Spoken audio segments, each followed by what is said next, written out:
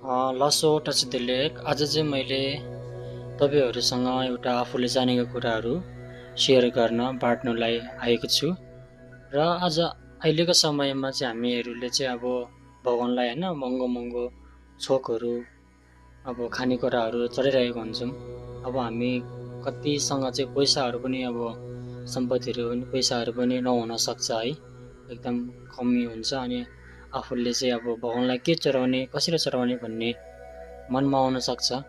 र यसमा चाहिँ अब हामीले के गर्न सक्छौँ भन्ने चाहिँ आफूले एकदम मन परेको कुराहरू आँखाले देख्दाखेरि वाउ कस्तो राम्रो भन्ने कुराहरू, जस्तो अब हामी घुम्न जाँदाखेरि अब पहाडहरू जङ्गलहरू कति राम्रो देख्छ, अनि हिमालहरू त्यो पनि हामीले भगवानलाई चढाउन सक्छ है।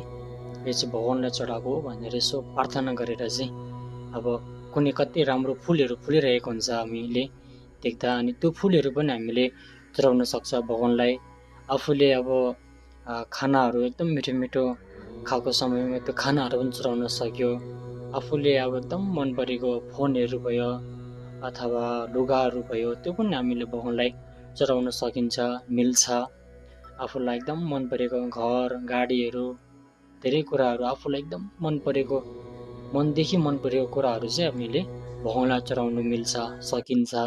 न कि हामीले अब छोकहरू मात्रै महँगो महँगो यस्तोहरू त्यो पनि भयो, तर अब हामीसँग पैसा नभएको खण्डमा चाहिँ हामीले त्यसरी पनि भगवानहरूलाई साङ्गेहरूलाई चाहिँ हामीले चढाउन सक्छौँ।